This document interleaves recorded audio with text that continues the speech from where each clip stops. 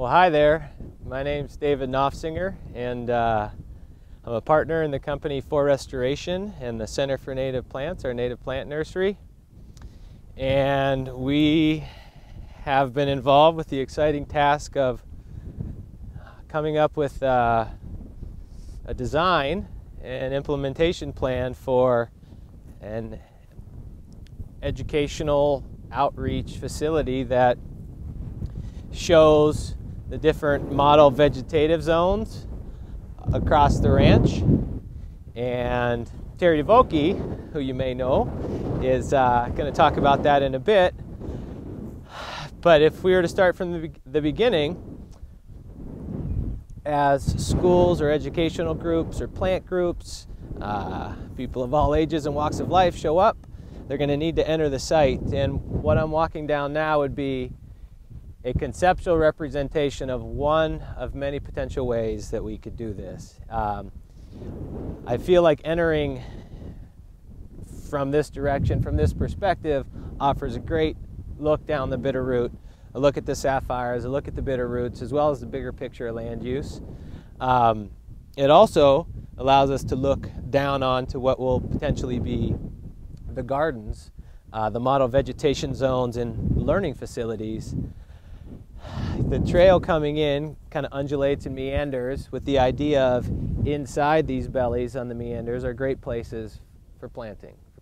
So now we're approaching the entrance, the first switchback that leads us down into the project zone. I guess one of the questions is, and as most people walk, they often want to drop down the fall line of the hill. It's a quick, fast entry into the site, but it also, with the idea of students coming here, many students, you start creating erosion, and we're creating more detriment than I think we are benefit.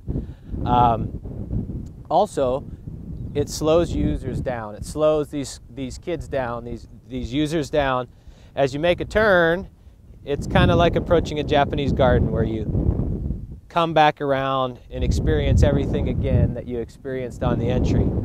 It also gives us we're one step closer to the gardens.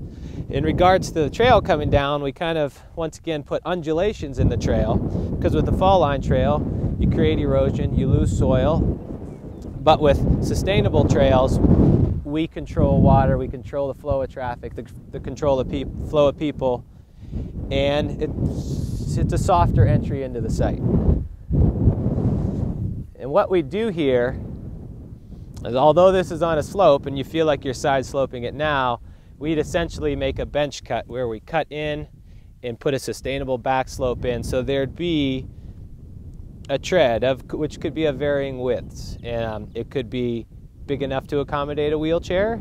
It could be a single track trail where people walk in a single file line. So these are things that we need to talk about and we need to consider with the planning process, because there are a lot of variables on really making this top-notch facility.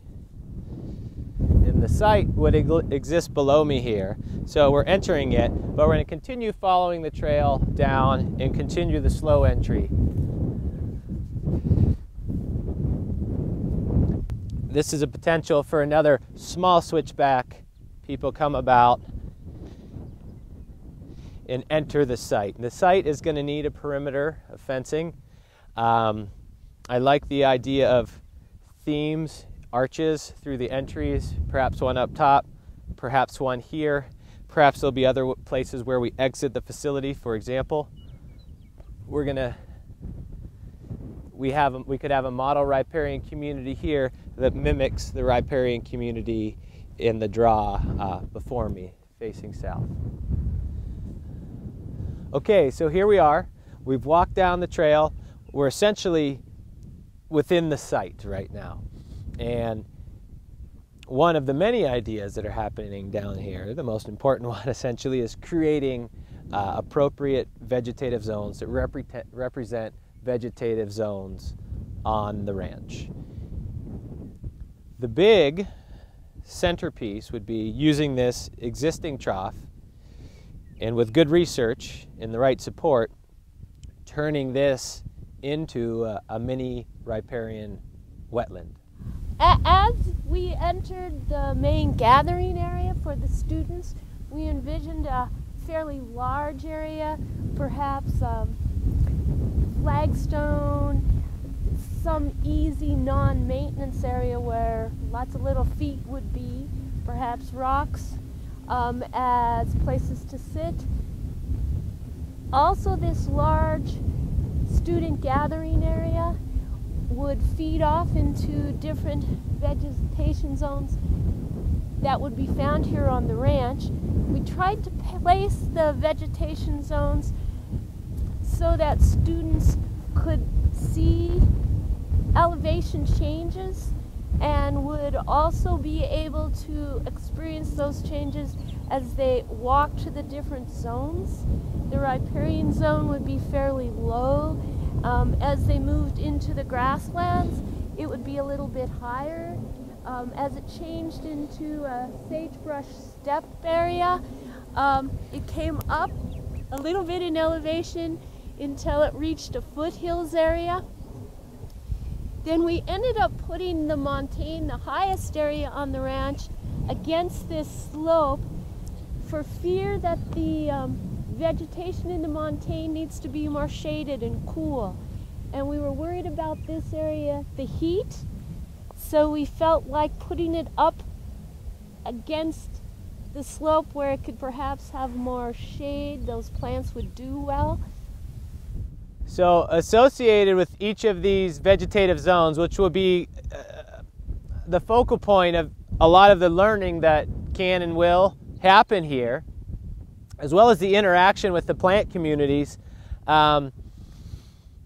we want to try to make each zone give it its own identity, but common themes throughout the site we think are a good idea. And one theme we're thinking of, assuming you have the montane before you, there can also be a horseshoe-shaped, a half circle of aspen, essentially creating an aspen grove. And what that aspen grove does, we're calling them aspen hugs. It's been kind of a chuckle here on the ranch the last couple days, but these aspen hugs create an outdoor space, create an outdoor classroom for the folks who are using and experiencing these different vegetative zones. Within the aspen hug, you could have picnic tables. Within the aspen hug, we could create natural playgrounds, big rock communities, stable rock communities where kids love to climb on. You could lecture in those circles. So we're trying to give life and identity to each of these different places, and as groups rotate through these different zones, they enter these aspen hugs, and it's just them and the experience with each zone. An idea that we're developing, but we think it has merit and could add some intimacy with this big landscape. It adds some intimacy to the experience with each individual plant community. So we're now essentially standing in what would be the riparian zone, our lowest plant community. We're considering, adding this idea of bigger shrub communities. Often, for example, in some of the restoration work that's going on now with the red osier dogwood, the common chokecherry, don't know if there's any hawthorn down here, but these are smaller plant communities, and that's great to have these established. But we could source bigger dogwood, bigger willow, bigger structurally in size. And with the added moisture, we're suddenly going to add structure to this site, which could pull in a lot of birds, using that as essentially new habitat. With the idea that the house is often centered around raptors and other birds across the property, there's a great connection to what we could do with songbirds using in this zone and potential audio-visual presentations in the house, movies, collection of nests, so on, so forth. And these are just ideas that we're kind of throwing out as the idea grows. But we feel because this is the center of the different plant communities extending out from here, it would be great to establish this quickly, to to get the bird life in here and create a living, growing, breathing site. We also felt that the plants are important for the children and anybody who comes to learn about, but also the plants provide for the birds, the plants provide for the wildlife that comes in. So there's lots of levels of learning that could take place besides just learning about the plants. The plants could be the basis for the learning to go off onto different levels. Also, the water naturally occurring here would draw, like we said, birds, wildlife, which plays off again why we picked this area, why this area seemed to be very appropriate for a learning center. And as we move from the riparian zone into the grassland, we're moving up a little bit in elevation. And once again, this would probably be accompanied by some aspen hug, where you experience the site. There might be paths meandering through, for example, in this example, the grassland, but you have this central zone in the shade out of the wind that once again brings a group together to kind of experience the zone. There's going to be movement. People need to move through this zone. We need to keep the energy, the movement free and flowing, and that'll be one thing we'll need to establish. Like we had mentioned before, these are conceptual ideas to give us a general layout of one way it could happen. But there will be many nuances and details that we'll have to figure out. How do the path or path systems meander through here? Where do the pods, the aspen hugs exist in proximity to the different zones? But we want to think those things out, so this is an experience. This is a walk. You could have a connected path system that allows people to stay in motion and meditate, to think, to do all sorts of things. But we want the full zone to be this flowing feature, and that'll take a little time and thought, but I think we can do that.